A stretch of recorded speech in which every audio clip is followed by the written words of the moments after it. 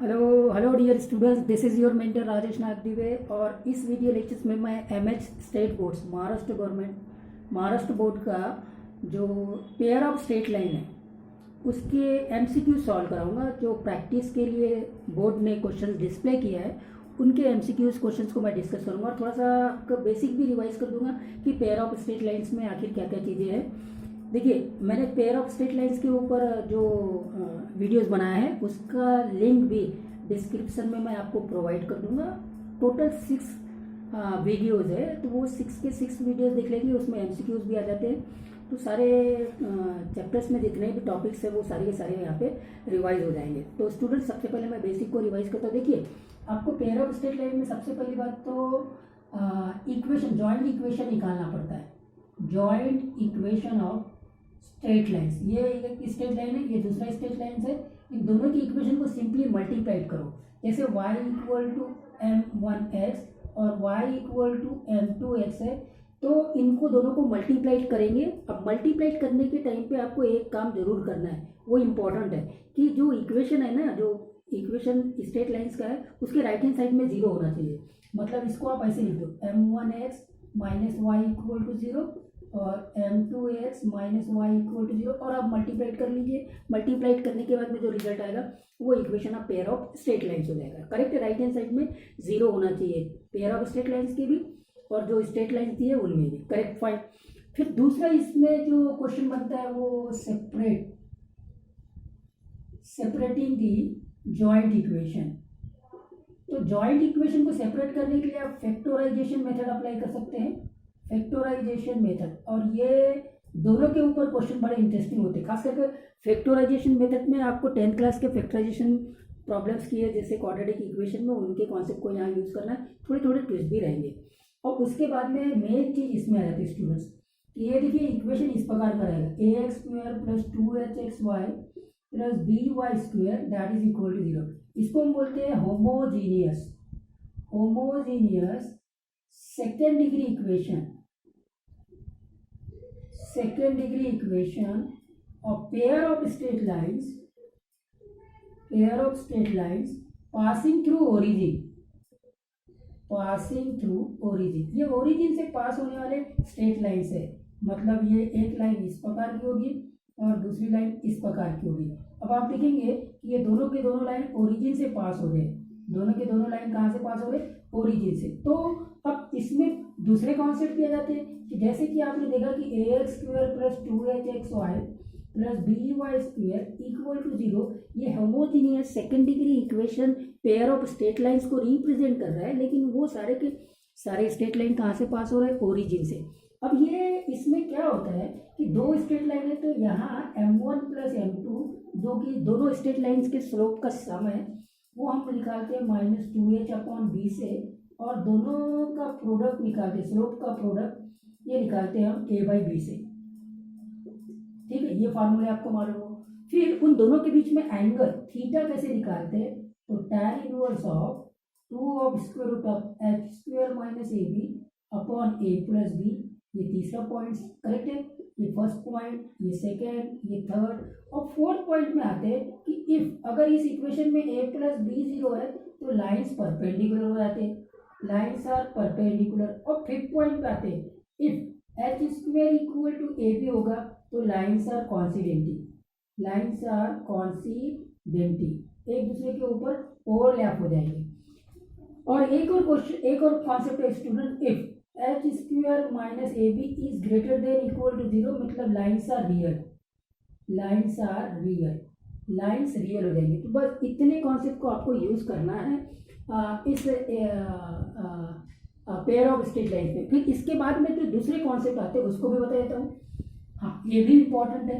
दूसरे कॉन्सेप्ट कैसे है कि जैसे आपने ये देख लिया, ये बहुत इंपॉर्टेंट है, ये बहुत ज़्यादा इम्पोर्टेंट है कि ax square plus 2hxy plus by square, ठीक है, ये पेयर ऑफ स्ट्रेट लाइन्स को रिप्रेजेंट करते हैं। ऐसे पेयर ऑफ स्ट्रेट लाइन को जो ओरिजिन से पास होते हैं, तो in pair of straight lines के ऊपर जो perpendicular pair of straight lines होंगे उसका इक्वेशन कैसे होगा? तो वो इक्वेशन आप डायरेक्टली निकाल सकते हैं। और वो कैसे आएगा? b को यहाँ ला लीजिए, bx स्क्वायर, इसका साइन चेंज कर दीजिए, मिडिल टर्म का साइन चेंज, मतलब a को इधर लाइए, यानी आपने क्या करना है, ए और बी को इंटरचेंज कर देना है और मिडिल टर्म का साइन चेंज कर देना है। अगर मिडिल टर्म पॉजिटिव में तो वहाँ नेगेटिव में आ जाएगा, नेगेटिव में तो पॉजिटिव। मतलब ये दोनों पेयर ऑफ स्ट्रेट लाइन जो अपना होमोजीनियस है लेकिन ओरिजिन से पास होता है, ये भी pair of straight line origin से पास हो रहे, ये भी pair of straight line origin से पास हो रहे, और ये एक दूसरे के ऊपर perpendicular pair of straight line है। मतलब इसकी एक लाइन उसकी एक लाइन से परपेंडिकुलर है, इसकी दूसरी लाइन उसकी दूसरी लाइन से परपेंडिकुलर है। Got the point. तो ये स्ट्रेट फॉरवर्ड आप निकाल सकते हैं। 7 पॉइंट में आते हैं, ये A X square plus 2hxy plus by square equal to 0 है। तो इसका ऑक्सिलरी इक्वेशन, इसका जो ऑक्सिलरी इक्वेशन होगा ना वो कैसा होगा, देखिए B M square plus 2hm plus A equal to 0। मतलब ये m क्या है यहाँ पे, m एक्चुअली में वो स्लोप है, लाइंस को रिप्रेजेंट करता है। मतलब m की दो वैल्यूज है, एक m1 और m2। m1 एक लाइन का स्लोप है, m2 दूसरे लाइन का स्लोप है। कंबाइंडली मैंने इसको m से रिप्रेजेंट कर दिया है, और ये जो लाइन में a और b है उसको यूज करते हुए ये B M square plus 2hm plus A equal to 0, ये इसका ऑक्सिलरी इक्वेशन होगा। और उसके बाद में लास्ट, जिसमें कि अब ये चैप्टर खत्म हो जाता है, और लास्ट जो बेसिक है वो ये है कि जो most general second degree equation होता है ना, ये most general second degree equation 2hxy plus by square plus 2gx plus 2fy plus c equal to 0, ये पेयर ऑफ स्ट्रेट लाइंस को रिप्रेजेंट करता है। पेयर ऑफ स्ट्रेट लाइंस को represent करता है इफ अगर ये डिटर्मिनेंट hg bf fc इसका वैल्यू 0 आता है, तो ये जो सेकेंड डिग्री इक्वेशन दिख रहा है जो कि most general second degree equation है, करेक्ट है। तो ये पेयर ऑफ स्ट्रेट लाइंस को रिप्रेजेंट कर, इसी का छोटा भाई कौन है, A X square plus 2hxy plus by square equal to 0, वो होमोजीनियस सेकेंड डिग्री इक्वेशन है, लेकिन वो जो पेयर ऑफ स्ट्रेट लाइंस है वो ओरिजिन से पास होते हैं। और ये दुनिया के जितने भी पेयर ऑफ स्ट्रेट लाइंस है ना वो उसके इक्वेशन इस फॉर्म में होंगे, और ये पेयर ऑफ स्ट्रेट लाइंस को तभी रिप्रेजेंट करेगा जब ये कंडीशन सेटिस्फाइड करेगा। Basic is over, let's do the problem now. और ये रहा फर्स्ट क्वेश्चन स्टूडेंट्स। इस क्वेश्चन को देखिए, find the combined equation of two straight lines passing through origin, ठीक है, each making angle 45 degree and 135 degree. तो देखिए पहला स्लोप दिया हुआ है कि tan of 45 degree, tan of 45 degree 1 हो जाएगा। दूसरे लाइन का स्लोप दिया हुआ है tan of 135 degree, that is equal to -1। ये आपको वो मालूम होना कि अच्छा tan ऑफ 135 अगर नहीं मालूम है तो मैं बता देता हूँ, 180 डिग्री माइनस 45 डिग्री लिखेंगे, या 90 प्लस 45 डिग्री भी लिख सकते हैं, कोई इश्यू नहीं है। तो 180 माइनस करेंगे तो ये 10 में ही आएगा, 45 डिग्री आएगा, लेकिन 180 माइनस 45 डिग्री सेकेंड क्वाड्रेंट में आएगा, इसलिए माइनस और देयरफॉर -1। तो ये स्लोप तो मिल गए दोनों लाइन्स के, एक का +1 है और एक का -1 है। तो इक्वेशन क्योंकि ओरिजिन से पास हो रहे, कहाँ से पास हो रहे, ओरिजिन से पास हो रहे, तो इक्वेशन होगा y इक्वल टू एक बार x, और दूसरा इक्वेशन होगा y इक्वल टू एक बार -1। अब कंबाइंड इक्वेशन निकालना है तो जैसे मैंने बोला था कि इक्वेशन के राइट हैंड साइड में 0 होना चाहिए, तो इसको आप लिख दीजिए x minus Y equal to 0, और इसको लिख दीजिए अब x plus Y equal to 0। अब ये एक स्ट्रेट लाइन, ये दूसरी स्ट्रेट लाइन, दोनों को मल्टीप्लाई कर दीजिए, दोनों को मल्टीप्लाई इस प्रकार से करेंगे तो आपको मिल जाएगा pair of straight line that is X square minus Y square equal to 0, option number C. ठीक है, सेकंड क्वेश्चन देखते हैं। और ये क्वेश्चन बहुत इंटरेस्टिंग है स्टूडेंट्स, इस क्वेश्चन को जरूर देखिए। यहाँ पे आप फंसते, देखिए आपको फैक्टराइजेशन तो करना है लेकिन कुछ ट्रिक भी रहती है इस पर्टिकुलर क्वेश्चन में। देखिए स्टेट बोर्ड्स की जब प्रॉब्लम्स रहते हैं तो उनमें बहुत ज़्यादा ट्रिक तो होता नहीं है, स्ट्रेट फॉरवर्ड अगर आपको कॉन्सेप्ट मालूम है, आप नॉलेजेबल क्वेश्चन वहाँ पे ज़्यादा देखते हैं, ट्विस्टेड क्वेश्चन नहीं होता है। लेकिन पेयर ऑफ स्ट्रेट लाइन में जो सेपरेट करने वाले क्वेश्चन है ना, जितने भी क्वेश्चन है उनमें ट्विस्ट होता है, और वो देखिए कैसे। ये इक्वेशन देखिए, separate the equation 3x square minus 2 into root 3xy minus 3y square equal to 0। अब आप इसको कैसे सेपरेट करेंगे, तो सबसे पहली बात आप एक काम करें कि अगर इनमें कोई भी कॉमन है तो वो कॉमन को निकाल के 0 में विलीन कर दीजिए। देखिए यहाँ 3 है, यहाँ रूट 3 है, यहाँ 3 है, मतलब सब में रूट 3 कॉमन है। तो ये इक्वेशन कैसा हो जाएगा कि रूट 3 मैंने निकाल लिया, तो ये रूट 3x स्क्वायर बन गया माइनस 2xy बन गया minus root 3y square equal to 0। मतलब अब ये रूट 3 आपके 0 में विलीन हो गया, तो ये बन गया √3x² minus 2xy minus √3y² equal to 0। तो पहला काम क्या करो, कोई भी कॉमन, जैसे अब कॉमन वो 3 और 1 to 3 में ही हो, जरूरी नहीं है स्क्वायर रूट वाले जो इरेशनल नंबर है उसमें कॉमन देगा, मतलब ये ट्विस्ट को जरूर पकड़ना है, अदरवाइज आपका आंसर प्रॉब्लम कर सकता है। तो अब क्या करेंगे, देखिए अब ये हो गया √3 और ये हो गया माइनस √3, मतलब ये हो गया 3 -3 के ऐसे फैक्टर्स निकालना है, -2 आए तो एक तो हो जाएगा 3 और एक हो जाएगा 1, तो एक -3 कर दो और एक 1 कर दो फैक्टराइजेशन कॉन्सेप्ट से। तो अब ये क्या बनेगा, ये बनेगा √3x² माइनस 3xy कर दो प्लस xy कर दो माइनस √3y²। अब आप बिल्कुल आसानी से क्वेश्चन में पहुंच जाएंगे, √3x कॉमन है, x बच गया, यहाँ से √3x जाएगा तो √3y बचेगा, ठीक है। अब ये x माइनस √3y है, मतलब प्लस y कॉमन लेना पड़ेगा, यहाँ से तभी x आएगा, यहाँ से हमने प्लस y कॉमन लिया तो माइनस √3y।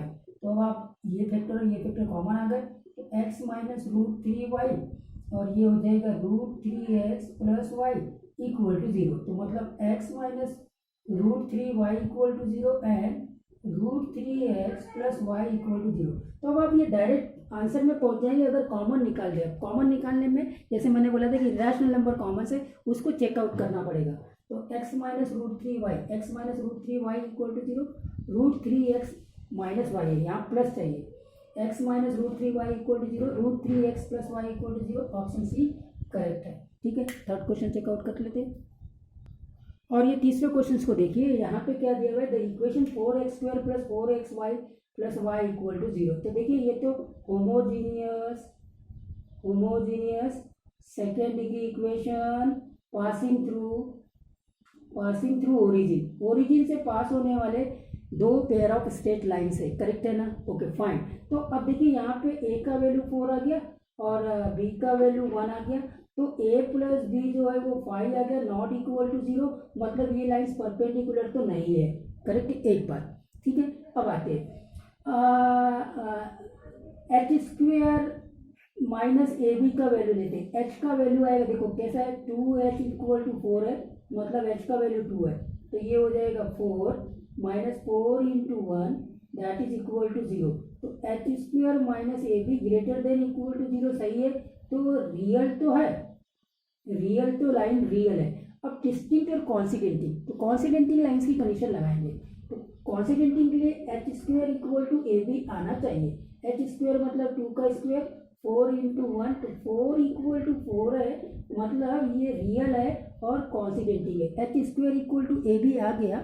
इसका ये मतलब हो गया कि आपके लाइंस कॉन्सिडेंटिंग है, रियल भी है और कॉन्सिडेंटिंग भी है।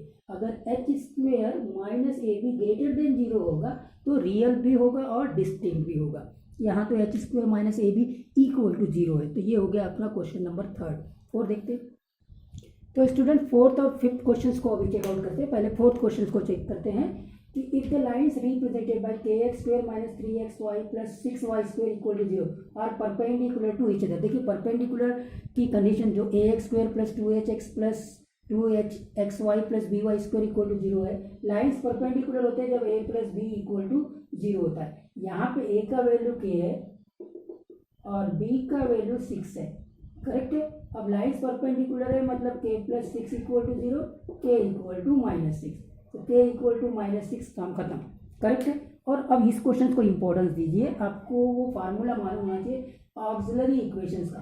और क्वेश्चन क्या है, auxiliary equation of 2x² plus 3xy minus 9y² equal to 0। जैसे मैंने बोला था कि ax² plus 2hxy plus by² का ऑक्सिलरी इक्वेशन कैसा होता है, ऑक्सिलरी इक्वेशन ये होता है bm² plus 2hm plus a equal to 0। m slope, combined slope को रिप्रेजेंट कर रहा है, मतलब m is representing the values of the slope of the both the lines which involves in the pair of straight lines, मतलब m can takes the value m1, m can takes the value m2, ठीक है, वो variable है, fine. तो अब b का value, यहाँ पे a का वैल्यू देखो, ये इक्वेशन है, a का वैल्यू कितना है 2 है, b का वैल्यू कितना है -9 है और 2h का वैल्यू कितना है 3 है, तो h का वैल्यू और 2h का ही जरूरत पड़ेगा हमको। तो अब ये इक्वेशन कन्वर्ट हो गया, bm² मतलब -9m², 2h मतलब 3m प्लस a मतलब +2, ये आपका बन जाएगा। लेकिन ये ऑप्शन में आपको ट्विस्ट करेगा। देखिए ऑप्शन में -9m² के बाद में -3m है, तो ये ऑप्शन तो हो नहीं सकता। तो अब आप क्या करें, इसको माइनस से मल्टीप्लाइड करें। तो माइनस से मल्टीप्लाइड करेंगे तो 9m² -3m -2 = 0। ये ऑप्शन में कहीं दिखेगा 9m² -3m -2, तो हल्का सा ट्विस्ट है इसमें माइनस से मल्टीप्लीकेशन करने का। 6 और 7 और 8 क्वेश्चन को चेकआउट। और स्टूडेंट्स ये क्वेश्चन भी बहुत इंपॉर्टेंट है, इस क्वेश्चन को देखिए। The combined equation of line through origin से पास हो रहे and perpendicular to this pair of straight lines. अभी मैंने बताया था कि ये जो ओरिजिन से पास होने वाली लाइन है ax² + 2hxy + by² = 0, इसके ऊपर जो perpendicular pair of straight lines होंगे, परपेंडिकुलर जो लाइन्स होंगे, उसका इक्वेशन हो जाएगा bx² - 2hxy + ay² = 0। मतलब ओरिजिनल इक्वेशन में से ए और बी ने अपनी पोजीशन चेंज कर दी और मिडिल वाले टर्म ने अपना साइन चेंज किया। अब यहाँ पे क्या दिया हुआ है, यहाँ दिया हुआ है 3x² + 4xy - 5y², तो यहाँ आ जाएगा -5x² और ये प्लस माइनस बन जाएगा -4xy और इधर आ जाएगा +3y² = 0। तो ये जो पेयर ऑफ स्ट्रेट लाइन्स है वो इस पेयर ऑफ स्ट्रेट लाइन्स के ऊपर परपेंडिकुलर है। अब इसमें क्या करेगा, ट्विस्ट दे देगा, माइनस से मल्टीप्लाई कर देगा। देखो -5x² से कहीं स्टार्ट नहीं है, तो आपने माइनस से मल्टीप्लाई कर देना है। 5x² + 4xy - 3y² = 0। 5x², ठीक है, हाँ 5x² फिर +4xy - 3y², ये है फर्स्ट ऑप्शन है। 5x² + 4xy - 3y² = 0। Last 2 question रह गए, उनको चेकआउट।